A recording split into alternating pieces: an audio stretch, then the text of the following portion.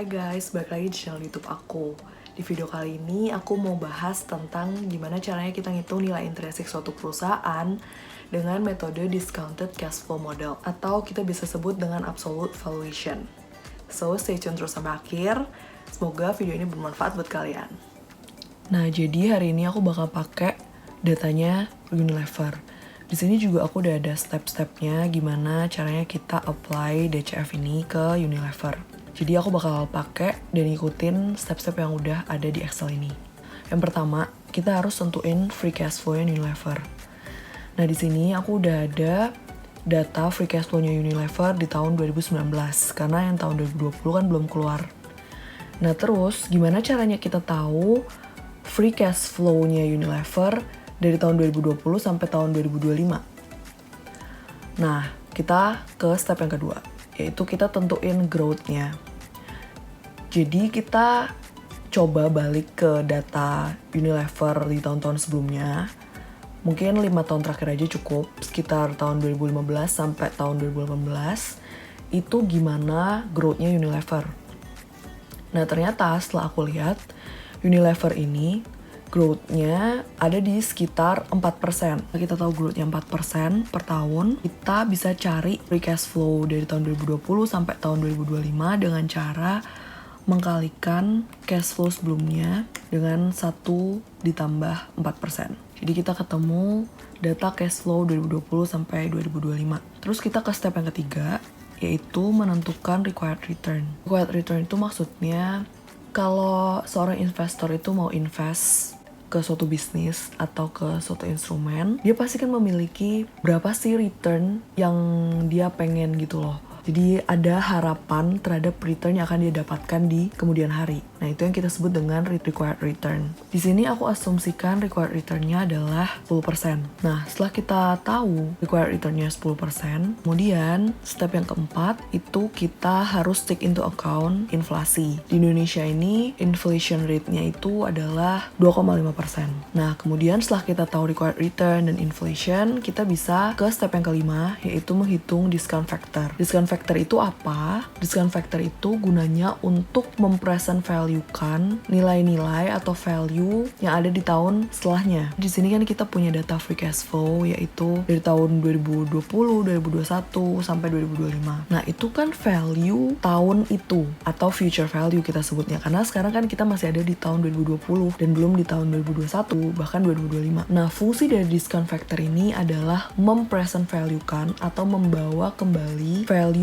di tahun berikutnya ke tahun sekarang. Kenapa harus di present value kan? Karena value uang itu dari tahun ini sama tahun depan atau bahkan 5 tahun lagi itu beda-beda. Karena kita kan dalam suatu ekonomi harus juga take into account ada inflasi, ada kenaikan kemampuan daya beli, dan lain sebagainya. Jadi kita nggak bisa samakan value dari suatu uang yang kita punya hari ini dengan value yang kita punya 5 tahun lagi. Misalnya nih kita punya uang 1M tahun ini. Di tahun ini dengan uang 1M kita bisa beli rumah misalnya. Tapi 5 tahun lagi dengan uang yang sama yaitu 1M, belum tentu kita dapat rumah. Maka dari itu kita harus mempresent value-kan uang yang kita punya 5 tahun lagi ke harga atau value sekarang. Nah, di sini aku udah ada rumus discount factor. Jadi sebenarnya rumus discount factor atau angka-angka discount factor ini bisa dilihat di tabel present value, atau kalau kalian mau hitung sendiri, rumusnya gampang sih. Tinggal 1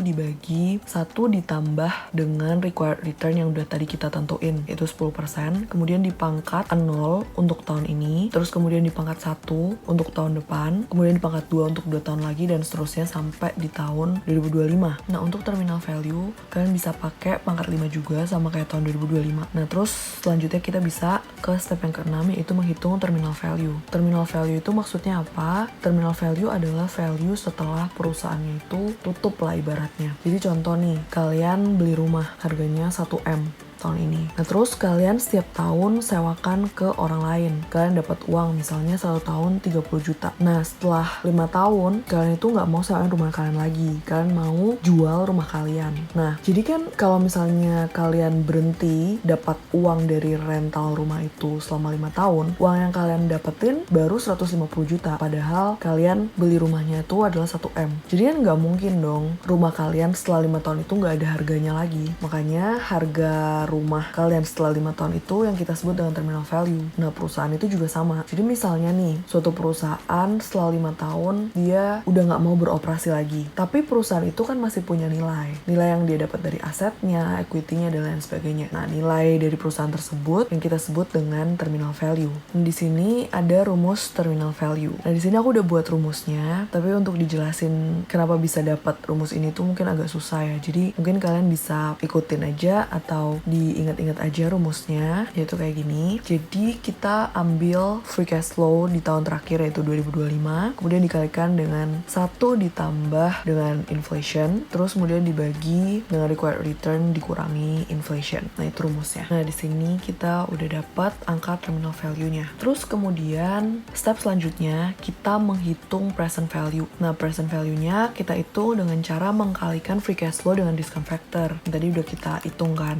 Nah kita dapat hasilnya segini. Terus step selanjutnya adalah menghitung firm value. Firm value itu adalah jumlah dari semua present value yang udah kita hitung barusan. Nah, kita jumlahin aja. Nah, terus firm value itu kan adalah nilai dari perusahaan tersebut saat ini. Tapi nilai perusahaan tersebut juga mengandung utang yang dimiliki oleh perusahaan tersebut. Jadi, kita minus dulu sama utang dari Unilever. Baru kita bisa dapat equity value. Nah, itu kita udah ke step yang ke-9. Nah, kemudian untuk yang step terakhir yaitu menghitung fair value, kita tinggal bagi equity value dengan jumlah lembar saham yang dimiliki oleh Unilever. Nah, Unilever di sini ada 38.000 saham atau kalau dikali jutaan berarti 38 miliar saham. Jadi fair value dari Unilever itu adalah 2.735. Nah, sekarang kita jadi tahu kan ya, ternyata nilai intrinsiknya Unilever itu ada di 2.700-an. Sementara harganya sekarang ada di 7.000-an. Berarti Unilever ini bisa dibilang adalah perusahaan yang sangat overvalue. Oke, jadi gimana guys? Sekarang kalian udah bisa kan ya ngitung nilai intrinsik suatu perusahaan sendiri. Semoga video ini bermanfaat buat kalian dan jangan lupa subscribe dan like juga kalau kalian suka video ini ya. Bye-bye!